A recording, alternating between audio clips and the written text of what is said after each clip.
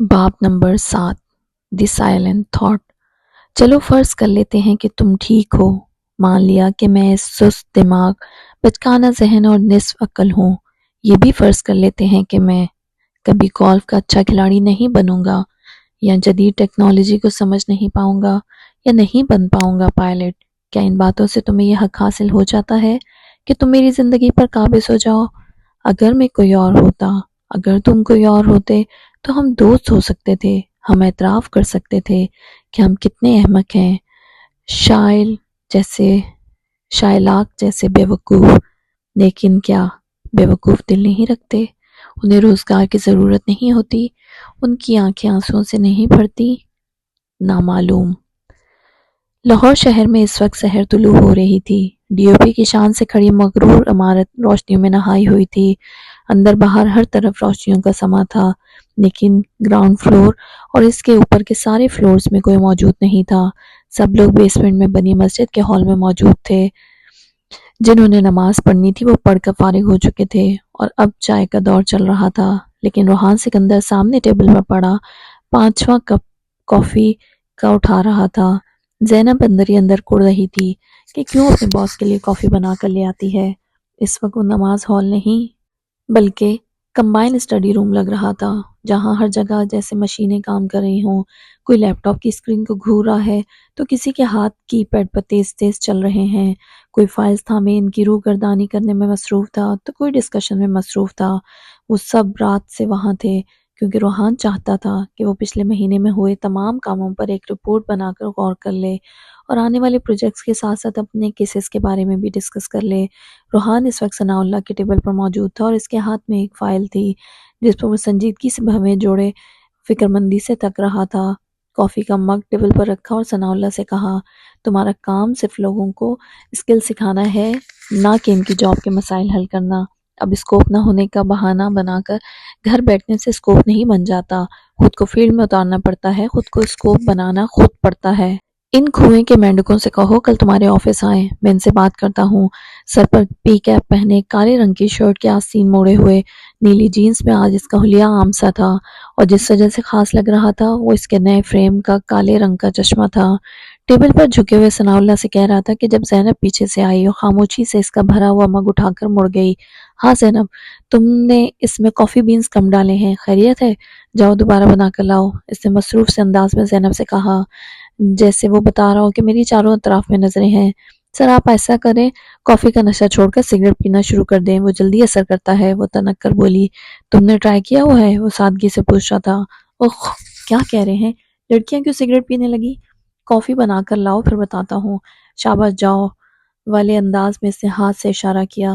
مجھے کل تک کچھ اہم فائلز آپ کو جمع کروانی ہیں اور یقیناً آپ میرا کافی بنانے والا عذر قبول نہیں کریں گے، اس لیے آج کے لیے بس اتنی ہی کافی تھی، خدا حافظ۔ وہ کہتے ہوئے مگ ہاتھ میں تھامے تیز رفتاری سے وہاں سے کھسک گئی اور اپنے ٹیبل پر جا کر دم لیا، اور وہاں پہنچ کر کافی کا مگ لبوں سے لگا لیا۔ وہ روحان کی جونیئر اسسٹنٹ بن گئی تھی اور سارے کام شوق سے کرتی تھی سوائے کافی بنانے کے۔ روحان نے حیرت سے جاتے دیکھا اور پھر کافی پیتے خفگی سے سر جھٹک کر وہ فائل دیکھنے لگا، جیسے یاد کر رہا ہو کہ کیا بات کر رہا تھا۔ مینر لیس، وہ بڑبڑایا اور ثناء اللہ کی طرف متوجہ ہوا، چھوڑو اسے، تم اگلے بیچ کی تیاری کرو اور صرف اتنا کام کرو جتنی تمہاری ذمہ داری ہے، جاب وغیرہ کے مسائل کا میں حل نکالتا ہوں۔ ثناء اللہ سے کہہ کر وہ آگے بڑھا۔ پی بی ایس کے پروجیکٹ پر کام بہت اچھا جا رہا تھا۔ دوسرا، سوشل میڈیا کی وجہ سے انہیں آگاہی مہم چلانے میں بہت آسانی ہوئی تھی اور ملک کے کئی شہروں میں پی بی ایس کے کیمپ لگ چکے تھے۔ اگلا کیمپ کس شہر میں اور کہاں لگنا ہے، اس کے لیے لوگ کہاں سے آنے ہیں، کتنے لوگ رضاکارانہ طور پر کام کریں گے، اس ایریا کی ٹیم میں کتنے لوگ ہوں گے، سب تفصیلات دیکھنے کے بعد روحان صہیب کو شاباش دیتا ہوا آگے بڑھا۔ اگلا ٹیبل مومل کا تھا، جس کا مسئلہ بھی ثناء اللہ جیسا تھا کہ اسٹوڈنٹ چاہتے تھے کہ انہیں کیس لا کر دیے جائیں تو وہ کام کریں گے۔ مومل، آپ صرف استاد ہیں، آپ کا کام اسٹوڈنٹس کی رہنمائی کرنا ہے۔ جابس کے لیے اور کیس لینے کے لیے آپ کے اسٹوڈنٹ کو اس قابل ہونا چاہیے کہ لوگ خود اس کے پاس کیس لے کر آئیں۔ اب پریکٹیکل لائف میں آپ ان کی مدد نہیں کر سکتی۔ کنویں کے مینڈک، اسے آج سبھی کنویں کے مینڈک لگ رہے تھے کہ کوئی ان کے لیے بات کرے، کوئی ان کا کام کرے، خود وہ آگے بڑھ کر نہیں دیکھنا چاہتے کہ زندگی نے ان کے لیے کیا کیا رکھا ہوا ہے، یہ دنیا کتنی وسیع ہے۔ لیکن آپ کا کیس، کیا میں آپ کے وکیل بن سکتی ہوں؟ اس کا کیس وہ تو بھول ہی چکا تھا۔ نو اوفینس، وہ سنجیدگی سے کہنے لگا، آپ مجھے بہت مہنگی پڑیں گی۔ پھر وہ ہنسا جیسے شائستہ طور پر منع کر رہا تھا، کیونکہ ممل اس کا کیس بغیر پیسوں کے لڑتی۔ سر، آپ کے لیے ڈسکاؤنٹ رکھوں گی لیکن فیس لوں گی۔ بہت بہتر، اپنی فیس کا میسج کر دیجیے گا، مجھے یاد نہیں رہے گا۔ آج ہی آپ کے اکاؤنٹ میں فیس ٹرانسفر کروا دوں گا، اس کے بعد کیس ڈسکس کروں گا۔ دراصل فیس پیسوں کی صورت میں نہیں لے رہی، آپ ڈی او پی کی ٹیم کے ساتھ میرے گھر پر لنچ پر انوائٹڈ ہیں، بس وہاں آ جائیں اور سمجھ جائیں فیس ہو گئی۔ ناٹ پاسبل مومل، آپ سب اپنا کام اچھے سے کرتے رہے ہو ماشاءاللہ، آپ لوگوں کے پاس بھی ہینگ آؤٹ کا وقت ہے، انجوائے، پر میں بالکل بھی کہیں جانے کی پوزیشن میں نہیں ہوں۔ وہ تو واقعی چھٹیوں کے بعد خود کو بہت پیچھے دیکھ رہا تھا۔ سر، آپ یہ دعوت ادھار رکھ لیں، جب آپ فری ہوں گے باقی سب بھی تبھی ساتھ چلیں گے۔ ایک تو تم لوگ مجھے باس کی بجائے دوست سمجھتے ہو، میں نہیں گیا تو کیا مت نہیں آئے گی؟ آپ لوگ اپنا پلان کینسل مت کریں، اس کا مطلب آپ آئیں گے، وہ پرجوش سے بولی۔ باس سے پوچھا مت کرو کہ کیا آپ کو دعوت پر بلا سکتی ہوں، بلکہ انہیں بتایا کرو اور ساتھ میں لالچ دیا کرو کہ دعوت پر ہر چیز بنانے میں کوکین کی خاصی مقدار استعمال کی جائے گی۔ خبیب ہنستا ہوا آیا اور روحان کے کندھے پر ہاتھ مارا، جس سے وہ تھوڑا غیر آرام دہ ہوا، جسم میں ابھی تک آرام نہیں آیا تھا۔ ہم دونوں بہت فنی لگ رہے ہیں، خبیب ہنسا۔ روحان نے بس ایک نگاہ اس پر ڈالی، اس کا چھٹیوں کا سارا کام کور تھا، اسی لیے وہ چل رہا تھا، لیکن روحان کا کام ڈبل ہو چکا تھا، اور ایسا ڈی او پی کی ساری ٹیم کہہ رہی ہے۔ خبیب نے مزید کہا، تم کل قبائلی علاقوں میں جا رہے ہو؟ روحان کو یاد آیا، جی جناب۔ تمہیں ٹاک شوز کرنے میں کیا تکلیف ہے؟ آرام سے گھنٹہ ایک پاکستان کی سیاست پر بات کرو، تبصرے لو، مختلف پارٹیوں کو لڑاؤ اور بس بات ختم۔ یہ ہر دوسرے دن میرا خرچہ کروانا ضروری ہوتا ہے؟ وہ فکر مند تھا لیکن بظاہر خفگی سے کہہ رہا تھا، پہلی بات یہ ہے کہ میں اپنے خرچے پر جاؤں گا، دوسری بات یہ کہ ہماری عوام ٹی وی نیوز پر اندھا اعتماد کرتی ہے، ہمارا میڈیا عوام کو وہی دکھاتا ہے جو وہ دیکھنا چاہتے ہیں۔ کیسا ہوگا اگر میں انہیں سوچ کا ایک نیا سرا تھما دوں؟ مثلاً زینب ادھر آؤ، اس نے دور کھڑی زینب کو آواز لگائی جو منہ بسورتی ہوئی ان تک آئی۔ اسے خبیب بالکل بھی پسند نہیں تھا، کیونکہ وہ اسے بہت شوخا لگتا تھا، ہر وقت اس کے باس کے سر پر موجود۔ کل ہم ایک پروجیکٹ پر بات کر رہے تھے، قبائلی علاقہ جات کی عورتوں کو خود مختار بنانے کے چکر میں میں نے اس پر کام مکمل کر لیا ہے، کیونکہ مجھ میں بھی باس والے جراثیم پیدا ہو گئے ہیں اور میں بھی لیٹ نائٹ آل بن گیا ہوں۔ خیر، پروگریس یہ ہے کہ ہم کل ہی وہاں جا کر چند ایک گھروں میں بات کریں گے۔ ساری تفصیلات میں نے محترمہ زینب کو میل کر دی ہیں، اگر تو ممکن ہوا۔ وہ اسے بتانے لگا اور آخر میں زینب نے کہا، وہ پٹھان لوگ ہیں اور اپنی عورتوں کو کبھی ایسے کام نہیں کرنے دیں گے، اس لیے ان علاقوں کے لیے جو بھی پلان ہے اسے تبدیل کر دو یا سرے سے ہی ختم کر دو۔ روحان نے سنجیدگی سے اس کی بات کاٹی، جانے میں حرجی کیا ہے؟ وہاں کے حالات اچھے نہیں ہیں، وہاں نیشنلسٹ موومنٹ چل رہی ہے، فوج شاید وہاں تک نہ جانے دے۔ اللہ پر بھروسہ رکھے روحان بھائی، اگر کسی غائب دماغی انسان نے گولی چلا بھی لی تو وہ مجھے بچا لے گا، اور وہاں پہنچنا کیسے ہے میں نے سب سیٹ کر لیا ہے، بکواس کروا لو تم سے۔ زینب، جو پلان ہے پہلے مجھے دکھا لو۔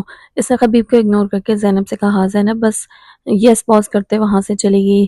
پاکستان کی تقریباً 48% آبادی عورتوں کی ہے، مجھے سمجھ نہیں آتی کہ ہمارے مرد ان عورتوں کو دنیا میں کیوں نہیں دیکھنے دیتے، کیوں کنویں کا مینڈک بنا کر رکھا ہوا ہے، کیوں خود سے آگے بڑھتا ہوا برداشت نہیں کر سکتے؟ خبیب اونچی آواز سے کہہ رہا تھا، کل سے کنویں کے مینڈک کی کہانی سننے کے بعد سب کی زبان پر یہی چڑھا ہوا تھا، کیونکہ ایک مرد دوسرے مرد کو جانتا ہے۔ روحان نے سنجیدگی سے کہا۔ زینب نے چند پرنٹڈ پیپرز روحان کو تھمائے۔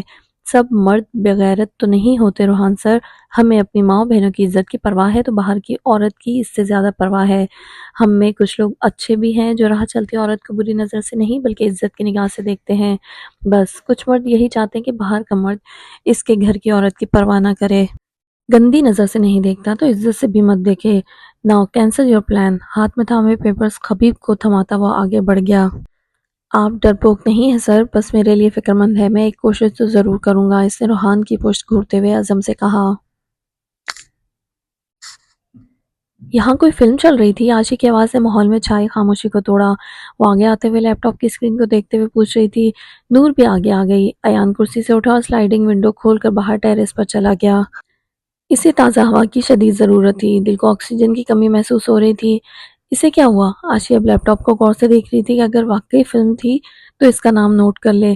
آشی چپ کر جاؤ، مریم سب خیریت ہے؟ نور نے اسے ڈبکتے ہوئے مریم سے پوچھا۔ مار کچھ لینے کے لیے اپنے کمرے کی طرف چلا گیا۔ مریم نے گہرا سانس لیا۔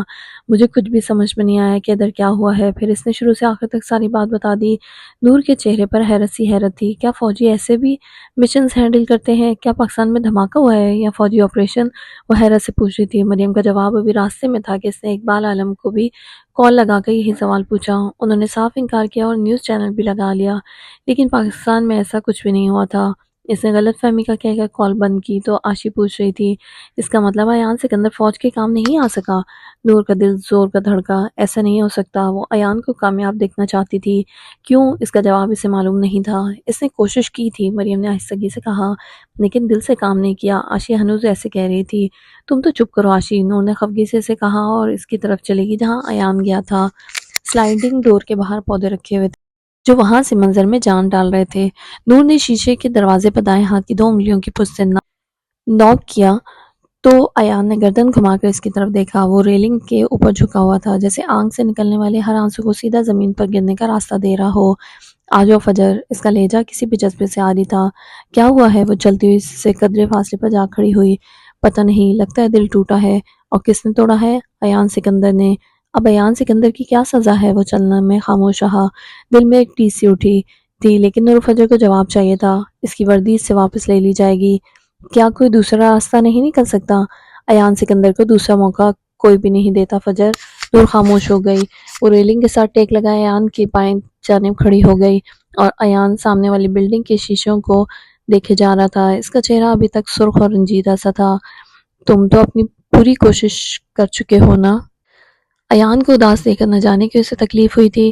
یہاں پر کوشش کرنا معنی نہیں رکھتا، یہاں پر ہر حال میں کر گزرنا معنی رکھتا ہے۔ مجھے امید ہے کہ وہ تمہیں دوسرا چانس ضرور دیں گے، کیونکہ ایان کا فون بجا اور وہ خاموش ہو گئی۔ جنرل عاصم کی کال، وہ تکلیف سے بولا کہ اس وقت وہ ان سے بات نہیں کرنا چاہتا تھا۔ کال اٹھاؤ۔ یہ انسان ہمیشہ مجھے عروج پر دیکھنا چاہتا تھا فجر۔ میں اپنے زوال کا قصہ کیسے سناؤں؟ وہ خود سے شکوہ کناں تھا۔ وہ اسے نہیں بتا سکتی تھی کہ وہ بھی ایان سکندر کا عروج دیکھنا چاہتی تھی۔ میں بات کر سکتی ہوں؟ تم کیا بات کرو گی؟ مجھے اپنی کوئی بات کرنی ہے۔ اس نے نہیں بتایا کہ وہ چھوٹی سی سفارش کرے گی۔ شیور۔ ایان نے اپنا فون اس کی طرف بڑھایا۔ نور نے فون تھام کر کال آنسر کی۔ تم اتنے بیوقوف کیسے ہو سکتے ہو ایان؟ تم کچھ بھی نہیں سمجھ سکے؟ وہ سب ٹریپ تھا، پلان تھا اور تم آسانی سے اس میں پھنس گئے۔ وہ شدید غصے میں تھے۔ ہیلو، اس نے گلا صاف کیا۔ السلام علیکم انکل، میں نور فجر بات کر رہی ہوں۔ پلیز آپ ایان کو ایک اور موقع دیں، وہ بہت اچھا آفیسر ہے، میں نے اسے وطن کے لیے جان دینے والا پایا ہے۔ اوہ نور بچے، کیسی ہو آپ؟ اور پڑھائی کیسی جا رہی ہے؟ ان کا لہجہ ایک دم شیریں ہو گیا تھا، جیسے وہ کبھی غصے ہوئے ہی نہیں تھے اور ایسے ہی بات کرنے لگے جیسے وہ ہمیشہ نور و فجر سے بات کرتے تھے، شفقت سے، محبت سے، نرمی سے۔ جی انکل، سب اچھا ہے، آپ ایان کو ایک اور موقع دے دیں پلیز۔ ایان ہکا بکا سا اسے دیکھ رہا تھا۔ اس نے تو اسے ایک اور موقع مانگنے کو نہیں کہا تھا، اور نور کو لگا تھا کہ ابھی کچھ نہ کیا تو وہ ایان کے لیے کچھ نہیں کر سکے گی۔ ایان کہاں ہے اس وقت؟ وہ یہی ہے، آپ سے شرمندہ ہے، بس اسی لیے بات نہیں کر رہا۔ فون اسپیکر پر کرو بیٹا، کم از کم مجھے سن تو لے۔ جی انکل، نور نے تابعداری سے فون اسپیکر پر کیا اور دایاں ہاتھ بڑھا کر اپنے اور ایان کے درمیان میں کر لیا۔ کیا وہ دونوں سن سکتے تھے؟ ایان نے گہرا سانس لیا اور آنکھیں میچ کر کھولی۔ وہ کبوتر نہیں بن سکتا تھا، وہ حقیقت سے نظریں نہیں چرا سکتا تھا۔ مبارک ہو اسکواڈرن لیڈر، تم جیت گئے ہو، تم اپنے ٹیسٹ میں پاس ہو گئے ہو۔ ایان نے شوق سے نور فجر کو دیکھا اور نور فجر اچنبے سے اسے دیکھنے لگی۔ دونوں کو سمجھ نہیں آیا کہ جنرل عاصم کیا کہہ رہے ہیں، لیکن دونوں کو سمجھ آ گیا کہ انہوں نے کچھ اچھا کہا ہے۔ ایئر مارشل نے مجھ سے وعدہ لیا تھا کہ وہ بغیر کسی وجہ کے تمہیں اس پروجیکٹ سے الگ نہیں کریں گے، اور اسی لیے تمہارا ایک ٹیسٹ لیا جائے گا، intelligence test, crisis management test, pressure handling test, smartness test, team management test وغیرہ۔ اور یقین کرو تمہاری پرفارمنس سے اس قدر مطمئن ہے کہ مجھ سے معافی مانگ رہے تھے کہ انہوں نے میرے انتخاب پہ یقین نہیں کیا۔ سمجھو اگلے سال تک انشاءاللہ ونگ کمانڈر کے عہدے پر پہنچ جاؤ گے۔ میں تمہاری صلاحیتوں کا پہلے بھی قائل تھا، اب فین ہوا ہوں ایان، تم نے میرا سر جھکنے نہیں دیا۔ اللہ تمہیں سلامت رکھے، اور تمہیں کوئی سیکنڈ چانس کی ضرورت نہیں ہے۔ نور، تمہیں بھی اس کی سفارش کرنے کی ضرورت نہیں ہے۔ وہ دونوں ہونک سے ششدر سے بس سنے جا رہے تھے، جیسے زندگی کی نوید ملی ہو، جیسے بہار کے پھول کھلے ہوں، جیسے صحرا میں پانی پھوٹ پڑا ہو، جیسے آسمان سے آب رحمت اترا ہو، جیسے چاروں طرف ہریالی آ گئی ہو۔ نور نے ایان کو دیکھا جو ابھی تک شوق کی کیفے سے باہر نہیں نکلا تھا۔ وہ فوج میں نہیں تھی کہ ساری بات صحیح سے سمجھ پاتی، لیکن اسے اتنا معلوم ہو گیا تھا کہ ایان کا سرپرائز ٹیسٹ ہوا تھا، جیسا کبھی اسکول میں کوئی ریاضی کے ٹیچر لے لیا کرتے تھے، اور ایان اس ٹیسٹ میں پاس ہو گیا تھا۔ کال کب بند ہو گئی اور نور کو ہوش آیا تھا۔ کیا مراقبے میں چلے گئے ہو؟ ہاں نہیں، کیا کہہ رہی تھی؟ اسے سمجھ میں نہیں آیا کہ کیا بول رہا ہے، لیکن اس کا چہرہ خوشی سے تمتما رہا تھا۔ کیا سب ٹھیک ہو گیا؟ کرے ہاں دیپاک زبردست، نور نے خوشی سے کہا اور گلاس ڈور سے اندر دیکھا جہاں آشی نئے آنے والے کورین کو گھور رہی تھی جو مریم سے ایان کا پوچھ رہا تھا۔ اسے بھی مریم کے گھر لگی تصویروں میں دیکھ رکھا تھا۔ ایان اور مارک کا تیسرا دوست کم جن ینگ، اس کے بالوں کا رنگ مسٹرڈ تھا۔ مارک کے بالوں کا رنگ کیا تھا آج؟ جب آئی تھی تب نہیں دیکھا تھا، چلو اب دیکھ لے گی۔ دونوں نے ایان کا فون اس سے واپس کیا اور دونوں آگے پیچھے چلتے اندر آئے۔ اب ایان سب کو وضاحت دے رہا تھا کہ اصل میں معاملہ کیا تھا۔ نور بھی خاموشی سے اسے سن رہی تھی، اتنے سوالوں میں اسے صرف ایک سوال کا جواب چاہیے تھا کہ کیا مارک اس قدر بھروسے والا آدمی ہے؟ کیا ایان اس کے سامنے اپنے ملک کی آرمی کا کام کر سکتا ہے؟ سوال کو پھر کسی وقت پر چھوڑتے ہوئے اس نے آشی سے سیول ٹاور پر چلنے کے سے پہلے ان تینوں سے بھی پوچھنے کا کہا، کیونکہ سوات میں ایان اور اس کے دوستوں نے بھی اس سے پوچھا تھا۔ اسے یقین تھا کہ وہ منع کر دیں گے، لیکن پوچھنے میں کیا حرج تھا۔ آرڈر آرڈر آرڈر، ہم نے آج نامسن ٹاور پر جانے کا پلان بنایا ہوا ہے اور مریم ہمارے ساتھ جائے گی۔ آپ تینوں کو بھی ساتھ چلنے کی آفر دی جاتی ہے، منظور ہے تو تیاری پکڑو ورنہ گھر رہ کر موج مستی کرو، آشی نے اعلان کرنے والے انداز میں ان سے پوچھا، جس پر تینوں کے درمیان نظروں کے تبادلے ہوئے۔ چن ینگ تو ہر پل تیار تھا، لڑکیوں کے ساتھ جانے کے لیے جھٹ سے بولا، آپ کی کمپنی میں کچھ اردو سیکھنا میرے لیے قابل فخر ہوگا مس۔ اسے آشی کا نام نہیں پتا تھا۔ عائشہ، آشی نے فوراً ہی کہہ دیا۔ گھنچانا، ٹھیک ہے، چن ینگ نے سمجھ کر سر ہلایا۔ آئی ہوپ ہمارے ساتھ چلنے سے تم لوگوں کا پلان خراب نہیں ہوگا، ایان نے تحفظات لیے انداز میں کہا۔ مجھے ایک ہینڈسم کورین کی کمپنی درکار ہے، تم فکر نہ کرو، ہمارا کوئی پلان خراب نہیں ہوگا، آشی نے سرگوشی میں ایان سے کہا تو وہ ہنسا۔ آشی کا اشارہ چن ینگ کی طرف تھا۔ کیوں نہیں، بس ہمیں 5 منٹ دو، ایان نے کہا اور نور کے پاس سے گزرتے ہوئے اس سے بھی پوچھا، ساتھ چلنے میں مسئلہ تو نہیں ہے؟ میں نے کون سا گود میں اٹھا کر لے جانا ہے، مجھے کیا مسئلہ ہونا ہے، اس نے اب لاپرواہی سے کہا۔ کچھ دیر پہلے والی فکر مندی کا اس کے چہرے پر شبہ تک نہیں تھا۔ وہ جتنی جلدی اپنے خول میں چھپ جاتی تھی اتنی ہی جلدی سب سے گھل مل بھی جاتی تھی، کیونکہ وہ نور الفجر عالم تھی اور اسے معلوم تھا کہ اس نے کہاں کیسا رویہ رکھنا ہے۔ ایان سر ہلا کر مسکرا کر آگے بڑھ گیا اور لیونگ روم میں رکھے یو شیپ کے صوفے پر کالے رنگ کا کوٹ دیکھا اور بس ایک نظر مڑ کر دیکھا کہ کس کا کوٹ ہے۔ چن ینگ اور آشی نے اپنے کوٹ پہنے ہوئے تھے اور وہ کوٹ کس کا تھا؟ زیر لب مسکراتے ہوئے وہ کمرے میں چلا گیا۔ نور نے مریم کے لیے لایا گیا گفٹ اسے دیا اور اسے بھی جلدی ہی تیار ہونے کا کہا۔ مارک اور مریم بھی چلے گئے، چن ینگ بھی اس کے کمرے میں چلا گیا جہاں ایان گیا تھا۔ ان سب نے تیار ہونے میں کم از کم 10 سے 15 منٹ لگانے تھے۔ وہ دونوں باہر ٹیرس پر آ کے سیلفیاں بنانے میں مصروف ہو گئیں۔ تقریباً 10 منٹ تک سبھی تیار ہو کر باہر آ گئے۔ اس نے بس ایک نظر سفید شرٹ پر کالا کوٹ پہنے ایان کو دیکھا تھا، وہ صرف کوٹ پہننے گیا تھا، پھر بھی 10 منٹ لگا دیے، ایڈیٹ۔ نور نے صوفے پر سے اپنا کوٹ اٹھایا اور اسے بائیں بازو پر رکھا۔ کالی جینس پر اس نے سفید رنگ کا گھٹنوں سے نیچے تک کا آتا کھلا فراک پہنا ہوا تھا اور سر پر کالا حجاب لگا رکھا تھا۔ اتنے مہینے گزر گئے تھے لیکن نور الفجر کا حجاب نہیں اترا تھا۔ وہ کوریا کے رنگ میں نہیں رنگی تھی اور اسے فخر تھا خود پر۔ بیگ کندھوں پر ڈالا اور اب وہ اپنے DSLR کی سیٹنگ چیک کر رہی تھی۔ چلے سب آ گئے تو آشی نے پوچھا، مارک تم لڑکیوں کو گاڑی میں لے کر میانگ ڈانگ اسٹیشن تک پہنچو، کم جن اور میں بس آتے ہیں، ایان نے سب کے لیے آسانی سے کہا، کیونکہ کار میں وہ 6 لوگ نہیں آ سکتے تھے۔ کم جن کی الیکٹرک کار میں مارک کے ساتھ وہ تینوں تھیں، باقی دونوں بس سے آ رہے تھے۔ نور یہ تو بڑی مہنگی کار ہے، آشی نے تو اس سرخ رنگ کی کار کو اندر سے باہر تک غور سے دیکھا۔ شش، مہنگی اس لیے کیونکہ الیکٹرک کار ہے، نور نے آہستہ سے اس کے کان میں کہا۔ آشی کا ہر جگہ اسے بتانا لازمی تھا کہ ہم پاکستانی پینڈو ہیں اور وہ جی بھر کر بدمزہ ہو جاتی تھی۔ یہ سب اتنے امیر کیسے ہیں؟ چن ینگ ساؤتھ کوریا کے ایکس پریزیڈنٹ کا بیٹا ہے آشی، اس لیے اس نے گھور کر بتایا۔ اوہ، اتنا امیر ہے تو کورین ملٹری میں کیا کر رہا ہے؟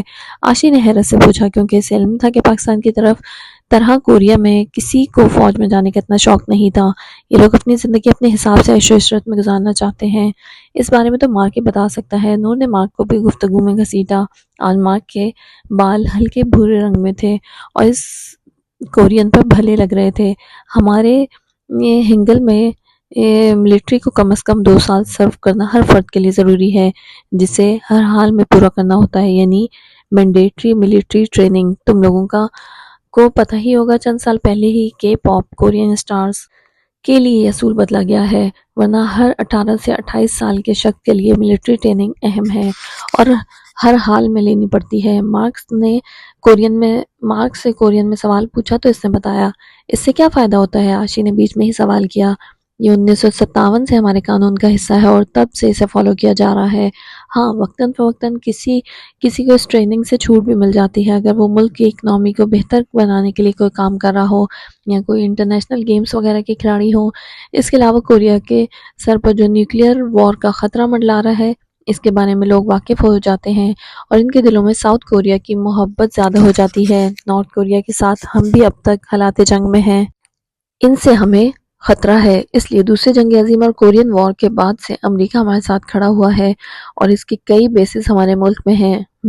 امریکی غلام نور کھڑکی سے باہر دیکھتے ہوئے خود سے بولی، اسے کورین مینڈیٹری ٹریننگ کے بارے میں معلوم تھا اور مزید جاننے کا شوق نہیں تھا۔ وہ اس وقت ایان کے بارے میں سوچ رہی تھی، کم از کم ہمارے ملک کے آرمی آفیسر کو اپنا مشن کسی ایسے ملک کے فوجی کے سامنے نہیں کرنا چاہیے تھا جو امریکیوں سے انسپائر ہو، اور کوریا کے امریکہ سے بہت مضبوط تعلقات ہیں، اسے معلوم تھا۔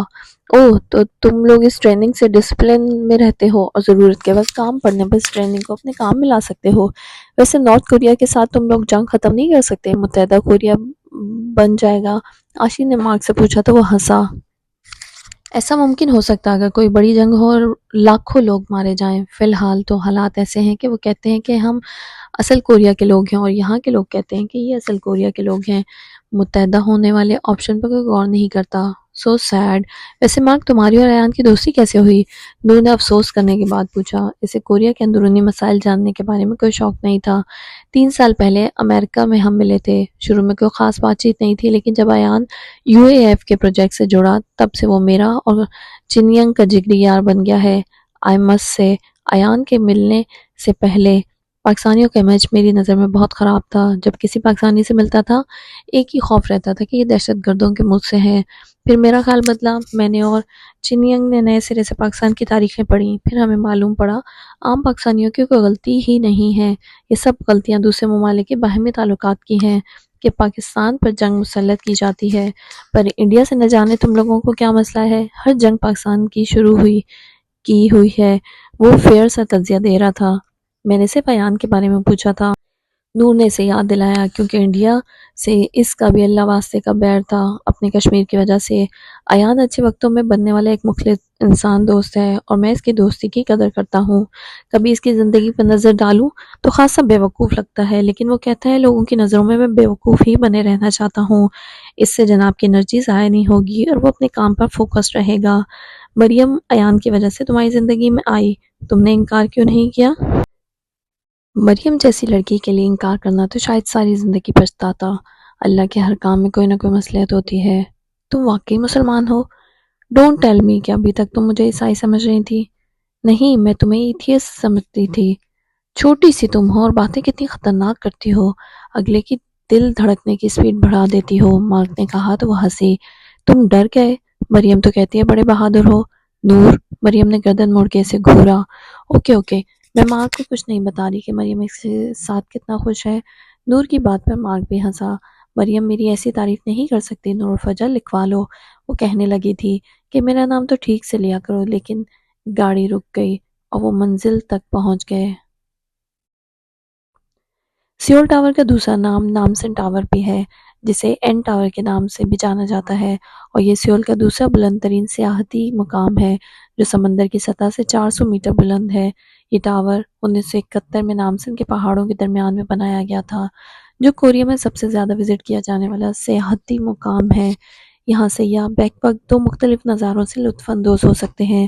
ایک تو این ٹاور سے نامسن کے پہاڑ بہت دلکش نظر آتے ہیں، اور دوسرا اس ٹاور کی نمایاں خصوصیت یہ بھی ہے کہ بلندی پر ہونے کی وجہ سے یہاں سے پورے سیول کا نظارہ دیکھنے کو ملتا ہے۔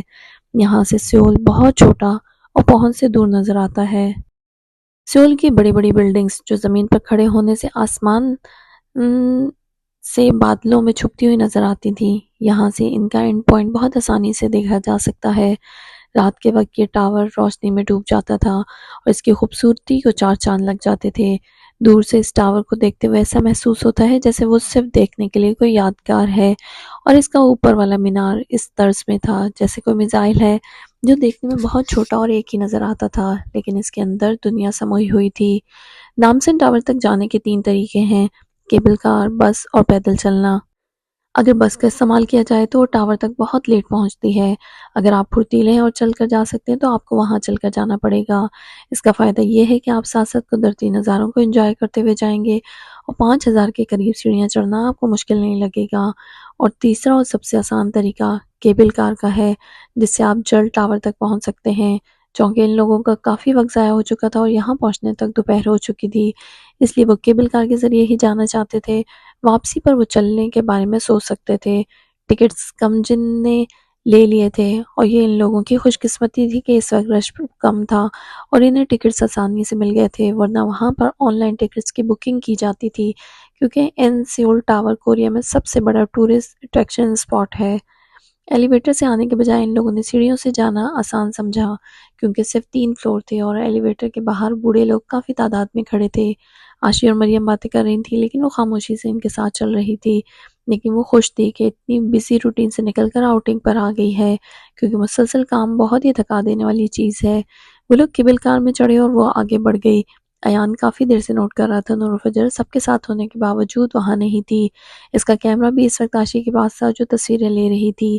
تمہارے بابا ٹھیک ہیں؟ نور لفٹ سے ٹیک لگائے باہر دیکھتے رہی، جیسے وہ کسی اور دنیا میں ہے۔ ایان کو تشویش ہوئی، اس نے نور کی آنکھوں کے سامنے تالی بجائی۔ نور نے چونک کر اسے دیکھا۔ پاکستان کب جا رہی ہو؟ ایان نے سوال بدل دیا۔ کیبل کار اب آہستہ آہستہ چلتے اونچائی کی طرف جا رہی تھی۔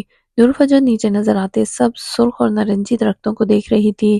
سیول دھیرے دھیرے چھوٹا لگنے لگا تھا، شاید 1 سال بعد۔ کیوں؟ تمہیں کوئی چیز پریشان کر رہی ہے؟ نور نے چند لمحے غور سے اسے دیکھا۔ دل کیا سب پریشانیاں اسی کو بتا دے، پھر ماں کو دیکھا نفی میں سر ہلایا۔ تم پاکستان کب جا رہے ہو؟ نور کی نظر اس کے جاگرز پر پڑی۔ مارچ میں۔ واپس کب آؤ گے؟ اس نے پھر ایان کو دیکھا۔ باللہ نہیں معلوم، اس نے لاپرواہی سے کہا۔ تو کیا ہمیشہ کے لیے جا رہے ہو؟ نور نے اس کے جوتوں پر نظر ڈالی، اس کے جاگرز کے تسمے کھلے ہوئے تھے۔ پاکستان جانے کے بعد اہم فیصلے ہوں گے، واپسی کا بھی تو کچھ نہیں کہہ سکتا۔ نور خاموش ہو گئی، اسے یاد نہیں رہا کہ اسے بتا دے کہ اپنے لیسز بند کر لے۔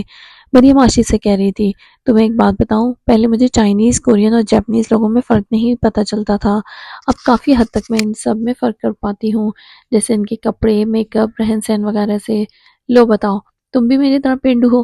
تمہیں ان سب میں فرق اس لیے نظر نہیں آتا تھا کیونکہ تم بھی یہی سمجھتی تھی کہ یہ سب ایک ہی نسل کے ہیں اور ایک ہی خطے کے ہیں۔ عاشی نے کیمرے میں تصویر لیتے ہوئے مریم کو بتایا، ہاں ان سب کی آنکھیں چھوٹی ہوتی ہیں اس لیے پاکستانیوں کو ایک جیسے لگتے ہیں۔ نور نے مریم کے علم میں اضافہ کیا، وہی تو، ایسے لگتا ہے جیسے سب نے چہروں پر استری پھیری ہو۔ مریم نے ایسے کہا جیسے اس نے واقعی کسی کورین کے چہرے پر استری پھیرتے ہوئے دیکھ لیا ہو، اور اس کے ایسا کہنے پر انہوں نے واضح برا منایا، جبکہ عاشی اور ایان ہنسنے لگے۔ مارک اور کمجن آپس میں کوئی بات کر رہے تھے۔ مریم، تم نے کسی کو چہرے پر استری پھیرتے ہوئے دیکھا ہے؟ نور نے تفتیشی انداز میں پوچھا۔ اسے عمر کی بات یاد آئی تھی جب وہ اسے کوریا آنے سے روکتا تھا کہ وہ کیسے ان استری شدہ چہرے والے لوگوں کے ساتھ رہے گی۔ نور کے پوچھنے پر مریم نے ہنس کر نفی میں سر ہلایا۔ نور اور اس کی کوریا کے لوگوں کے ساتھ obsession۔ کچھ ہی دیر میں وہ لوگ کیبل کار سے اتر گئے اور اس کشادہ بلڈنگ نما ایریا سے باہر آ گئے۔ سیڑھیوں پر کھڑے ہو کر انہوں نے چاروں اطراف کا بھرپور جائزہ لیا۔ اوپر نیچے ہر طرف لوگ ہی لوگ تھے، کوئی باتیں کر رہا تھا اور کوئی تصویریں لے رہا تھا، کوئی ابھی تک نور و فجر کی طرح اس خوبصورت جگہ کے شہر سے ہی باہر نہیں نکلا تھا۔ اوپر جاتی سیڑھیوں کے دونوں اطراف میں ریلنگ تھی اور درمیان میں ایک سڑک جتنا راستہ بنا۔ اوپر جاتے راستے کے بائیں جانب کوئی نہ کوئی چیز بنی ہوئی تھی جو کورین کلچر کو نمایاں کر رہی تھی۔ دائیں طرف سے پورے سیول کا نظارہ دیکھنے کو مل رہا تھا، ساتھ ساتھ درخت اور پودے بھی تھے جو بہت خوبصورتی سے لگائے گئے تھے۔ فضا انہیں درخت اور پودوں کی مہک سے معطر تھی۔ نور اور فجر تو بس سیڑھیوں پر کھڑی ہر چیز کو دیکھتی رہ گئی۔ اے نور، ادھر دیکھو، عاشی نے سیلفی کے لیے فونوں پر کیا ہوا تھا، سبھی وہاں کھڑے تھے۔ نور نے بھی دونوں ہاتھوں کا وی بنا کر اپنے چہرے تک اونچا کیا اور تصویر میں شامل ہو گئی، ایسے کہ وہ ایان کے پیچھے کھڑی تھی اور سب سے چھوٹی لگ رہی تھی۔ 2-4 تصویریں بنوا کر وہ چلنے لگے۔ لیڈیز سلکا سٹک لیں، سیلفی سٹک۔ ایک کم عمر کورین جو ان تک آیا اور آفر کی۔ نور نے اپنا کوٹ پہن لیا اور عاشی سے اپنا کیمرہ بھی واپس لے لیا۔ اس کے ہاتھ میں کیمرہ دیکھ کر ایان کو کچھ یاد آیا۔ गुमसुम मैदा। आशी ने इस नौजवान से सेल्फी स्टिक लेते हुए मुस्कुरा कर कहा तो जवाबन वो भी मुस्कुराया। आशी नूर का हाथ पकड़े आगे चल पड़ी तो वो नौजवान हक्का बक्का इनके पीछे भागा क्योंकि इसने फ्री में ऑफर नहीं की थी, वो बेच रहा था। इसकी कीमत 7 स्वान है, मैं तो 1 वॉन भी नहीं दूंगी। वे क्यों? वो परेशान हो गया। मैंने तो नहीं कहा था कि आके मुझे सेल्फी स्टिक की ऑफर करो, खुद ही दी है, आशी बेनियाजी से कह रही थी। उन्होंने इस जवान की आंखों में हैरत देखी थी। इट्स माई स्टाइल मैम, इसने बेचारगी से कहा। ओ मेरा बच्चा, तुमने आयशा जहांगीर को गलत स्टाइल में सिल्क का स्टिक दी है, इसकी कीमत 700 वॉन है, मैं तो 1 वॉन भी नहीं दूंगी। वे क्यों? वो परेशान हो गया। मैं तो नहीं कहा था कि सेल्फी स्टिक की ऑफर दो मुझे, और खुद ही दे दी तुमने, आशी बेनियाजी से कह रही थी। उन्होंने इस जवान की आंखों में हैरत देखी थी। इट्स माई स्टाइल मैम, इसने बेचारगी से कहा। ओ मेरा बच्चा, तुमने आयशा जहांगीर को गलत स्टाइल में सिल्क का स्टिक दी है। भाई पैसे तो मैं नहीं दे रही। आशी चेहरे पर संजीदा सा तासुर लिए बोली। ये लड़की अपनी हरकतों से बाज नहीं आएगी। नूर बुड़बुड़ाकर माथा पीट चुकी थी। अयान ने इसकी हरकत को गौर से देखकर आंखों से सवाल किया कि क्या मसला है। नूर ने दाएं हाथ की शहादत की उंगली और अंगूठे को आपस में 2-3 मरतबा रगड़कर देसी स्टाइल में बताया कि पैसों का मसला है। अयान इसकी हरकत पर मुस्कुराकर सर झटकता इनके करीब आया। हर जगह ये बात जरूर शो करवानी होती है कि तुमसे बड़ा भूखा कोई नहीं है। कौन सा इसने $200 मांग लिए हैं जो बहस करी हो? अयान ने आशी को घूरते हुए अपने कोट के पॉकेट से पैसे निकाले। ये तुम्हारा मसला नहीं है, वो खफकी से बोली। आशी जाने भी दो, मैं पैसे दे देती हूँ। नूर ने भी ऑफर कर डाली। क्यों, तुम्हारा बाप दुनिया का सबसे अमीर शख्स है या तुम्हारा ताल्लुक शरीफ फैमिली से है? तुम कौन से वाले शरीफ की बात कर रही हो? मैं उन शरीफों की बात कर रही हूँ जिनकी लंदन में तो क्या मैं उन शरीफों की बात कर रही हूँ जिनकी लंदन तो क्या पाकिस्तान में भी कोई जायदाद नहीं है। अयान और नूर का कहका भी साख्ता था। बाकी सब हैरत से उन्हें देखने लगे। मेरा ताल्लुक बदमाश फैमिली से है, शरीफ फैमिली से नहीं, नूर ने खफकी से आशिक को कहा। उनके पास जायदादें नहीं, कानून के खजाने हैं, अयान ने भी हंसते हुए कहा, और साथ ही इसकी सेल्फी स्टिक बेचने वाले को पैसे दिए और कहा, आदल बेटा, कोशिश करना आइंदा इन लड़कियों को ऐसी ऑफर मत करना। वो भी सर हिलाकर मुस्कुराकर चला गया। तुम लोगों ने इस बेचारे को डरा दिया है। मार्क ने भी इन पर तंज किया। वो सब अब इकट्ठे ऊपर की तरफ चलने लगे। नूर फजर किसी किसी जगह की तस्वीर अपने कैमरे में महफूज कर लेती। वैसे तुम लोग भी हद से ज्यादा शरीफ हो, आशी ने नाक से मक्खी उड़ाते हुए अंग्रेजी में कहा। शरीफ होना गुनाह है? मार्क ने पूछा। गुनाह तो खैर नहीं है, लेकिन इस तरह जिंदगी में मजा नहीं आता। आपके नजदीक हम शरीफ क्यों हैं? चिनयंग ने हंसी रोकते हुए आशी से पूछा। तुम लोग अजीब रोबोट टाइप इंसान हो, कानून फॉलो करते हो, अपने काम से काम रखते हो, कोई पंगे वाला तो सीन ही नहीं है इधर। बहुत ही पुरअमन लोग हो भाई, क्या नहीं होना चाहिए? चिनयंग हैरत से उबरूज गाय पूछ रहा था। बोरिंग सी लाइफ है यहाँ तुम लोगों की, कोई एडवेंचर तो है ही नहीं।